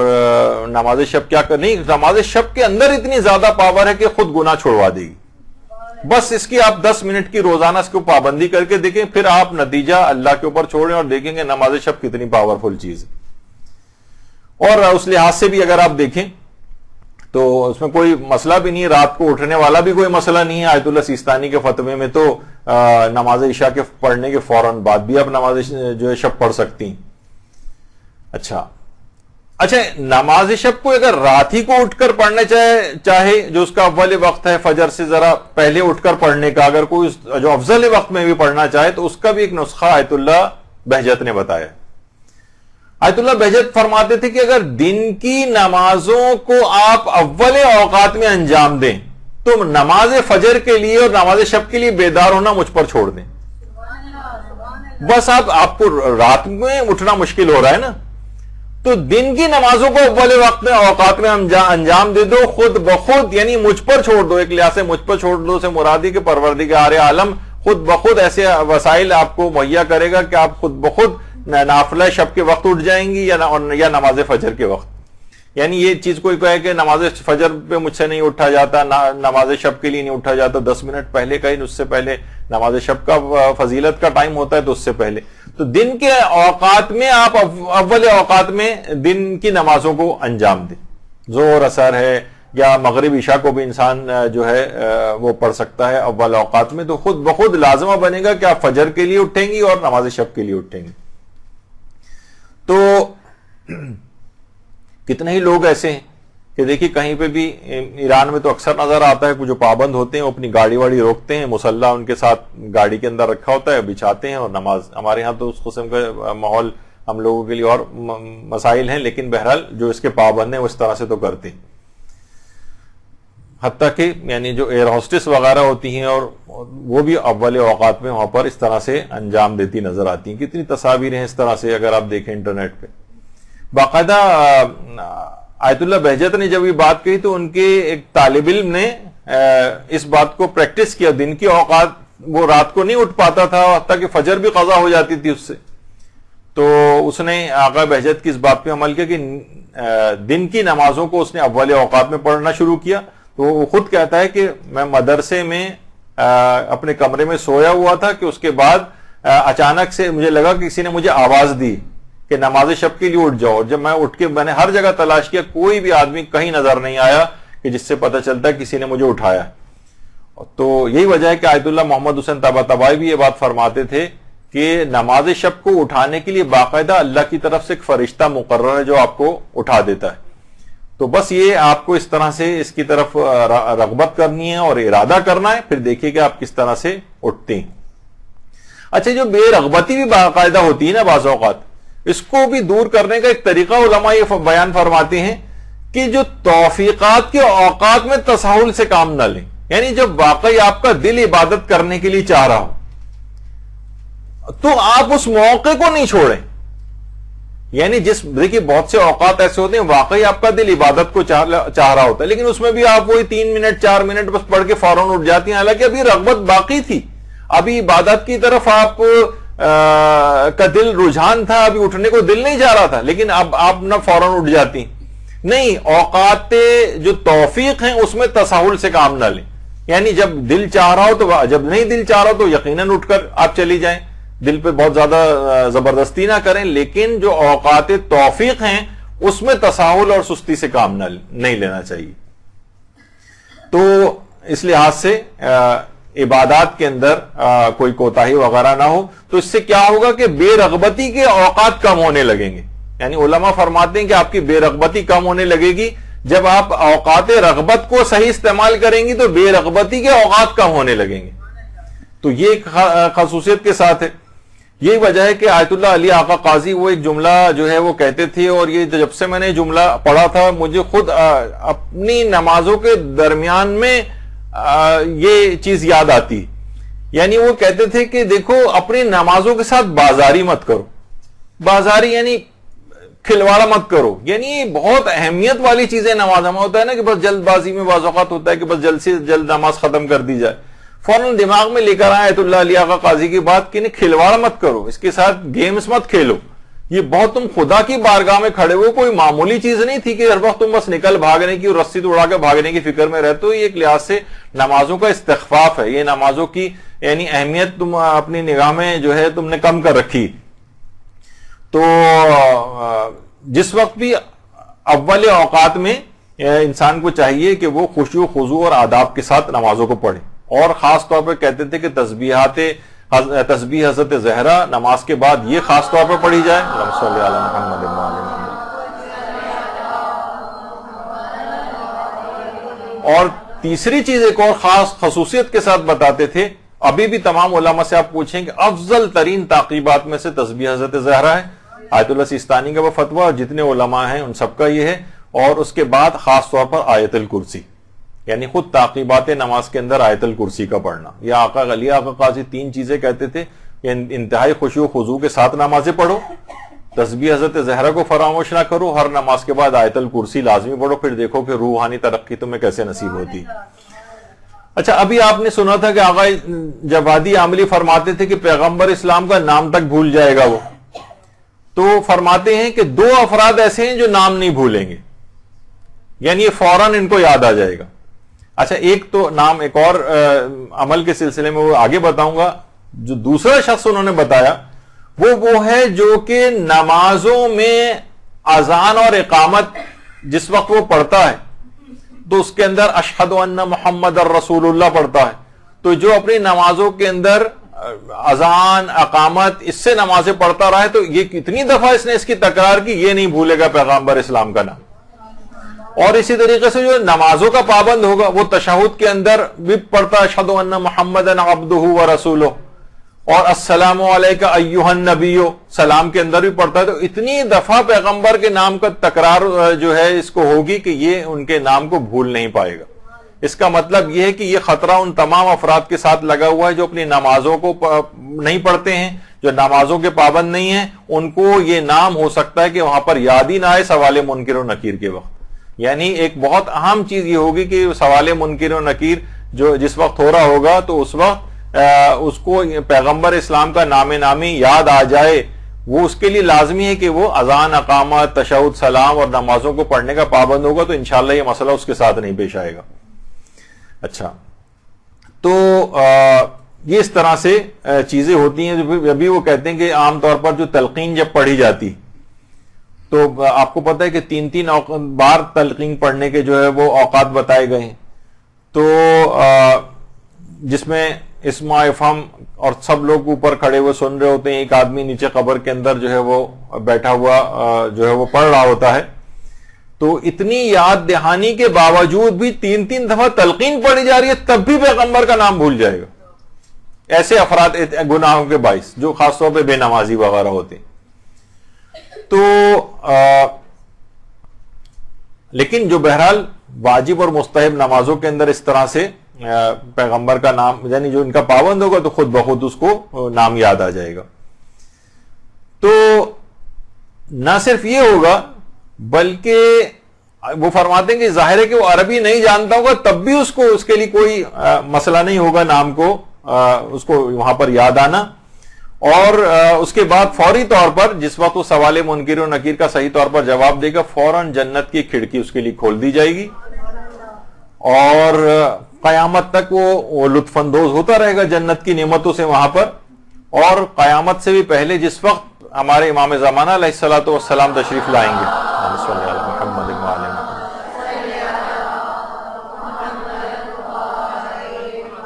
تو باقاعدہ ملتا ہے کہ ان کے ظہور کے بعد مومنین ایک دوسرے سے اپنی قبور میں ملاقاتوں کے لیے جائیں گے، اپنے دیگر مومنین کے قبور میں، اور فرشتے آئیں گے اور یہ آپشن پیش کریں گے کہ تمہارے زمانے کے امام نے ظہور کیا، اگر تم چاہو تو ان کی نصرت کے لیے ہمارے ساتھ چل سکتے ہو. تو اب یہی افراد جو کہ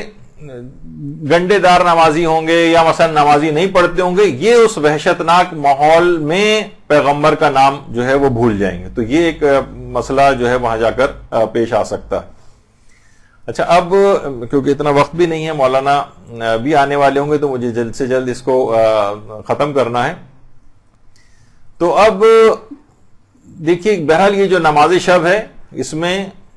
امام حسین علیہ الصلوۃ والسلام نے بھی حضرت زینب سلام اللہ علیہ سے فرمایا تھا، اللہم صلی علی محمد وعلی وسلم، کہ مجھے نماز شب میں نہ بھولنا. اور کوئی رات ایسی نہیں گزری تھی حتیٰ کہ 11 محرم والی رات کہ جس میں حضرت زینب سلام اللہ علیہ نے بیٹھ کے نماز پڑھنا، علماء فرماتے ہیں کہ خاندان اہل بیت میں بیٹھ کر نماز پڑھنا کوئی قیامت سے کم چیز نہیں ہوتی تھی. وہ ہمیشہ ہر مجبوری کی حالت میں بھی یعنی کھڑے ہو کر حتیٰ الامکان نماز پڑھتے تھے. لیکن اس قدر مصائب ہو چکے تھے، اس قدر جسمانی مصیبتوں کا شکار ہو چکی تھی حضرت زینب کے بیٹھ کر نماز حتیٰ کہ نماز واجب تک بیٹھ کر پڑھی تھی. تو بہرحال اچھا، اب یہ جو نماز ہے، نماز کے حوالے سے دیکھیں تو یعنی باقاعدہ یہ بات بھی کہی جاتی ہے کہ انقلاب ایران کا سے پہلے کا جو دور شمار ہوتا تھا، اس زمانے میں اس حد تک لوگوں کا نماز فجر کو ترک کرنا بھی اس قدر معمول بن چکا تھا کہ جس وقت رشتوں کی خواستگاری ہوتی تھی تو اس وقت ایک کوئی بہت ہی اہم ترین پوائنٹ کے خصوصیت کے طور پر یہ بات کہی جاتی تھی کہ یہ لڑکا نماز فجر بھی پڑھتا ہے. کہتے تو اچھا، یعنی اتنی عنقا بات تھی کہ یعنی جو کہ ہر مومن پر ویسے ہی فریضہ ہے، وہ بہت بڑی کوالٹی کے طور پر پیش کی جاتی تھی اگر کوئی شخص اس زمانے میں انقلاب سے پہلے نماز فجر اگر پڑھتا تھا. تو یہ تمام چیزیں ایسی ہیں کہ بہرحال ان کی طرف لوگوں کی توجہ عام طور پر نہیں ہوتی ہے. اور دوسری چیز اور بھی علماء کہتے ہیں کہ دیکھیے جس سے ہم تقوی میں اضافہ کرنے والی جو چیزیں ہیں، وہ ان میں سے ایک چیز یہ بھی ہے کہ انسان مال کو خرچ کرے. دیکھیے بہت میں نے ایک جگہ کہیں پڑھا تھا، کسی جگہ کسی مسجد کا ایک اشتہار تھا، اس میں نوجوانوں کو رغبت دلانے کے لیے کچھ انسینٹیوز وغیرہ تھے کہ جو اتنے دن مثلا بچہ جو ہے وہ 40 دن تک نماز فجر آ کر پڑھے گا، اسے سائیکل انعام میں دی جائے گی. لیکن یعنی اپنے اپنے لحاظ سے بہرحال لوگ جو ہے وہ کوشش کرتے ہیں انسینٹیوز دیے جائیں، کچھ مال کو خرچ کیے جائیں. میں نے وہ کہا کہ اس سے پہلے کہ لوگ برگروں میں اور پتہ نہیں کس کس چیز میں بے تحاشا پیسہ خرچ کرتے ہیں، لیکن کیا ہے کہ جب دین کے لحاظ سے کوئی بات آتی ہے اس کے اندر جو ہے نا فوراً کنجوسی اور جو ہے نا پیسوں کی قلت یاد آنے لگتی ہے. تو بچوں کے لحاظ سے بھی یہ بات ہے، اس لحاظ سے یعنی مال کو خرچ کرنا چاہیے. دیکھیے کہا جاتا ہے کہ تفسیر عیاشی لکھنے والے ہمارے ایک عالم جو گزرے ہیں، یہ پہلے غیر شیعہ تھے، بعد میں شیعہ ہوئے، اور شیعہ ہونے کے بعد اچھا باپ کی طرف سے میراث میں بہت زیادہ ان کو پیسہ بھی ملا تھا. ان کا نام تھا عیاش سمرقندی. باقاعدہ اس کے بعد انہوں نے تفسیر، اگرچہ یہ صرف ان کی تفسیری لحاظ سے شہرت زیادہ ہو گئی، لیکن یہ خود مجتہد اور فقیہ بھی تھے. تو انہوں نے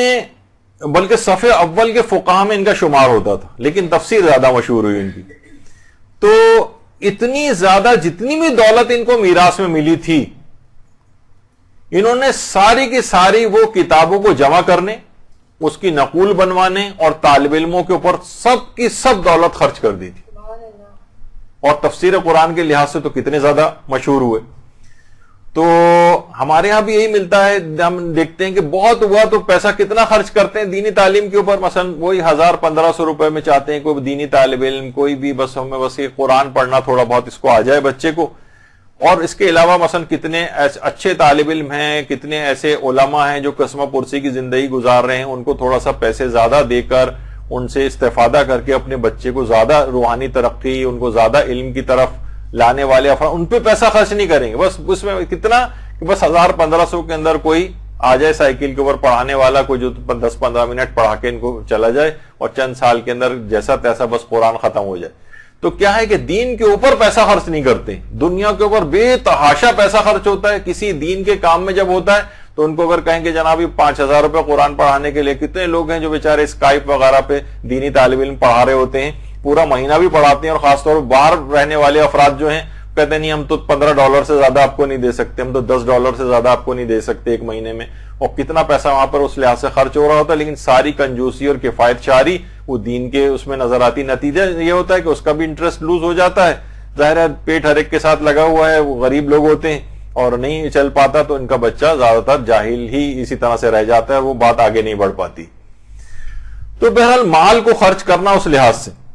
یہ جو وقت ضائع ہو رہا ہے ہمارے بچوں کا، ان کا بچپن ختم ہوا چلا جا رہا ہے ان موبائل فون. ٹھیک ہے بہت سی چیزیں دیکھیں ٹیکنالوجی کی ایسی ہیں کہ وہ اگلی جائے نہ نگلی جائے والا معاملہ ہوتا ہے،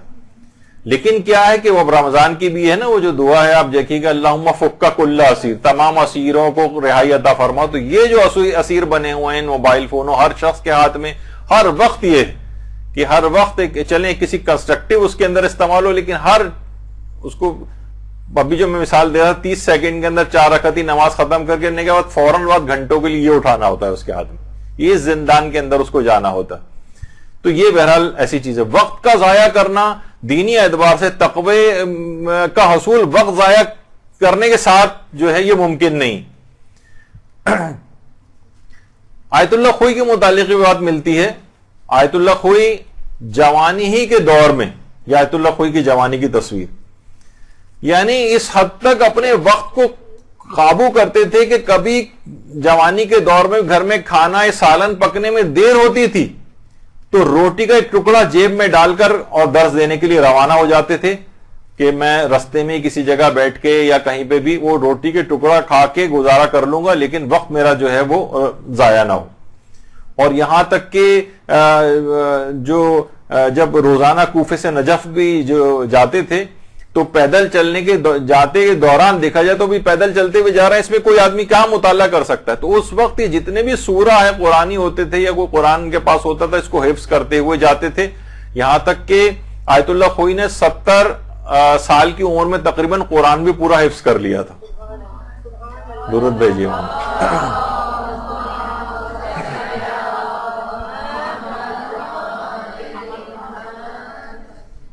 اور آیت اللہ خوئی کا تو بہرحال یہ بھی نظریہ تھا کہ یعنی جو قرآن جتنا جس نے یاد کیا ہوا ہے احتیاط واجب ہے کہ اسے بھولنے نہ دے. تو بہرحال آیت اللہ سیستانی کا تو بہرحال یہ نظریہ نہیں ہے. آیت اللہ سیستانی کے جو استاد تھے آیت اللہ خوئی کا نظریہ تھا. آیت اللہ سیستانی کہتے ہیں بہتر تو یہ کہ یاد رکھا جائے لیکن یہ سب تک دہرانا احتیاط واجب یا واجب کی کیٹیگری کے اندر نہیں آتا ہے. لیکن آغا خوئی کا بہرحال یہ نظریہ تھا. اور اس حد تک قرآن آغا خوئی جو ہے اتنی تمام مصروفیات کے باوجود بھی قرآن سے اتنا ارتباط تھا کہ باقاعدہ اس زمانے میں محمود خلیل حصیری جو کہ مصر کے بہترین آج بھی یوٹیوب کے اوپر ان کا بہت سادہ طریقہ تھا قرات قرآن کا، آج بھی آپ سن سکتی ہیں اس کے اوپر. تو آقا خوئی ان کی قرات قرآن بہت زیادہ سنا کرتے تھے، اور باقاعدہ انہوں نے خط لکھا تھا، اور محمود خلیل حصیری جیسا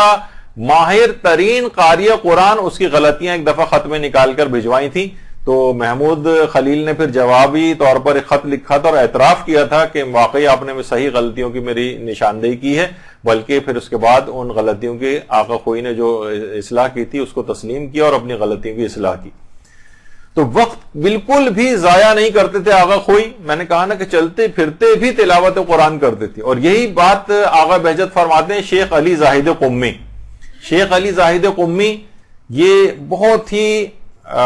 حتیٰ کہ بڑے بڑے عرفاء ان کی نماز جماعت میں آ کر شریک ہوتے تھے. یہ بھی اگر کسی دوست سے ملاقات کے لیے جاتے تھے اور کبھی انتظار کرنا پڑتا تھا تو وقت ضائع نہیں کرتے تھے، نماز مستحبی شروع کر دیتے تھے.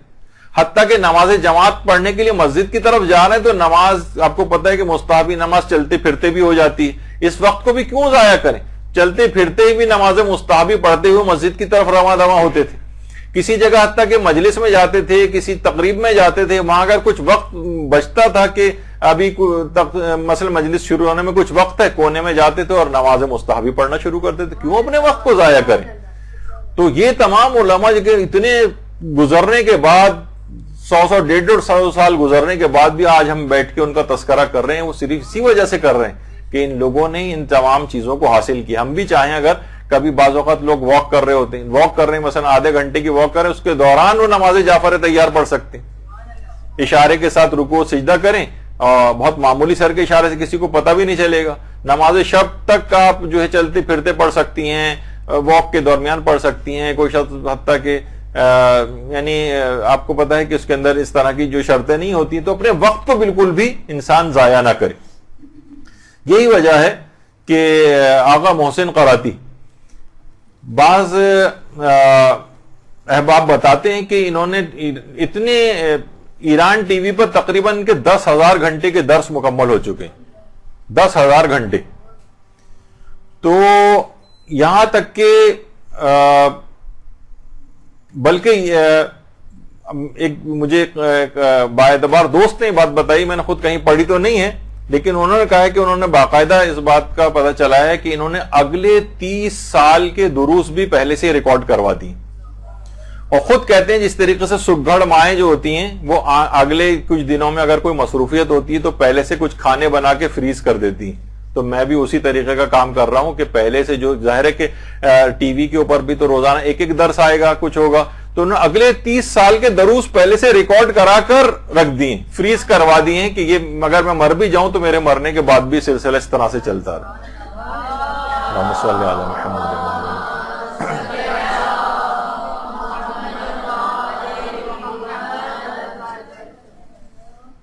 تو اس طرح کے بھی لوگ ہیں، یہ سب لوگوں کی مثالیں. ان لوگ وقت نہیں ضائع کرتے بلکہ یہ تو مستقبل میں جا رہے ہیں.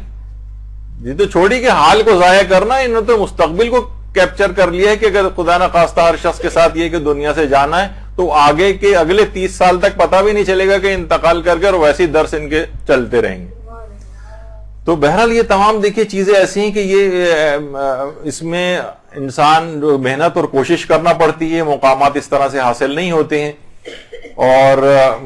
وقت کو اس لحاظ سے یہ بھی اس حد تک ضائع نہ کرنے کے متعلق مشہور ہیں کہ ایک دفعہ کسی ٹریفک میں ایک دفعہ پھنس گئے تھے اور درس کے لیے جب وہاں گئے تو کئی گھنٹے وہاں پہ بھی ٹریفک جیم ہو جاتا ہے. تو دیر سے پہنچے، یہاں تک کہ لوگ انتظار کر کے چلے گئے. مشکل سے 5-7 افراد رہ گئے. انہوں نے ان کو لیا اور لان میں گئے، کہا ہم اس وقت کو بھی کیوں ضائع کریں، 5 افراد ہیں تو کوئی بات نہیں، ہم درس تو جو ذمہ داری تھی وہ ہم